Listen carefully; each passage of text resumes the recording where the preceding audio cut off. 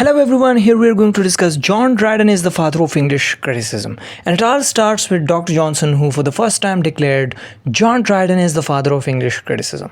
So, Dr. Johnson decorated Dryden with the medal of the fatherhood of English criticism. So it was not just Dr. Johnson, but even on the other hand, Saintsbury says that Dryden's contribution to English poetry was the same as Augustus' contribution to Rome. So why Saintsbury compared Dryden with King Augustus? Because King Augustus once said that he found Rome brick and left it marble.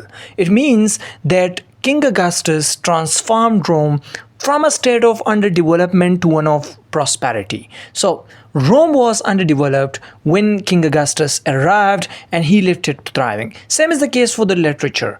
Dryden discovered literature in its infancy and nurtured it to maturity. So he transformed the very criticism of the English literature. So all these critics have praised John Dryden a lot. It doesn't mean that no English critic or criticism exists before Dryden. But English literary criticism before Dryden was patchy. It was ill-organized, ill-digested, and heavily leaning on ancient Greek and Roman. So you can say before Dryden, English criticism were copying the Greek and Roman models. All the critics were relying upon the Greek and Roman models. It was for the first time John Dryden who broke this rule. He introduced concepts like probabilism, liberalism, and dynamism in literature, which you will come to know at the end of this video.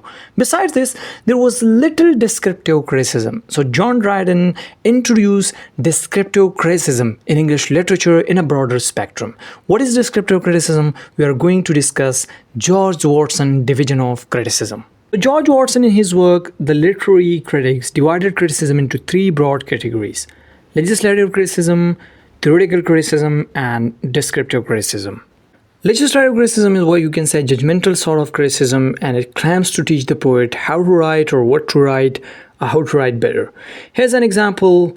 A paper that has been published in 2011 by Tudor, The Law in Hamlet. In this particular work, it's a critical analysis of the legal themes and issues in Shakespeare's Hamlet. So they're highlighting legal issues in Shakespeare's play, that is Hamlet. Another one we have theoretical criticism is evaluation and analysis of a literary theory.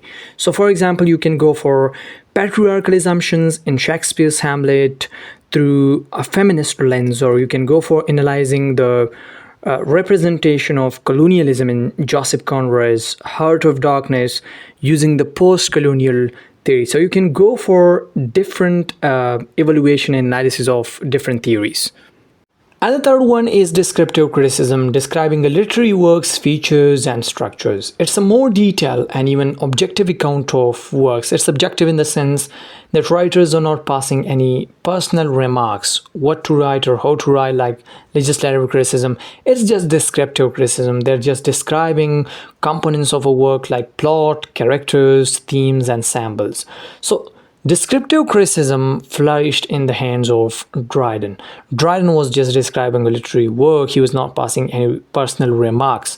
So to make it more simple, we can say if you enter a room and you're describing the features of the room, that how many chairs are right there, the furniture, the wall color, and the pant I'm talking about, and something else, you're just doing a descriptive kind of criticism. However, if you are saying that the color is not suitable with the room or the chairs are not comfortable, you're just doing a legislative kind of criticism. So Dryden was the master of descriptive criticism, and he mastered this particular type of criticism in English literature. All English literary critics before him, such as Sidney, Ben Jonson, Putnam, were critics of the legislative or theoretical kind. None of them concerned himself with given literary works for interpretation and appreciation. It was just John Dryden. If we go through Dryden's important descriptive criticism, so the very first critical essay, the dedicated related to his first published play, The Rival Ladies, published in 1664, contains the germ of descriptive criticism. However, Dryden's first formal work of criticism, the essay of dramatic poesy. Inside that particular critical essay, there is an examine of Ben Jonson's comedy, The Silent Women. And this examine, in the words of Watson, is the earliest substantial example of descriptive criticism in the language. Besides, the examine, in the words of David Deche, a technical achievement of a high order and probably the first of its kind in English. So, all of them praised John Dryden's works of descriptive criticism. As a literary critic, Dryden was certainly influenced by ancient Greek and Roman critics such as Aristotle, Longinus, and Horace. However, this influence did not go beyond the limit because Dryden has introduced certain concepts like liberalism, skepticism, and dynamism in literature. And such concepts help him to fight against dogmas and conventions.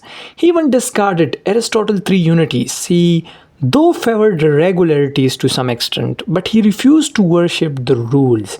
He stressed the dynamic character of literature. It is not possible, according to John Dryden, to formulate a body of rules for it, to formulate a body of rules for literature. So he affirmed that what was liked by ancient Greeks would not satisfy an English audience. So he refused to believe that ancient Greeks and Romans were models for all the time and in all the languages, because John Dryden thinks that is something against liberalism in literature.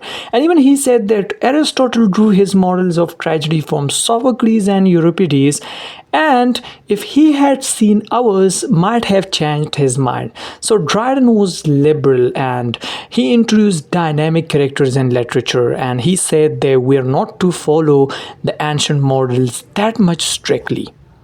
And even Dryden is the father of comparative criticism. That's what Scott James thinks.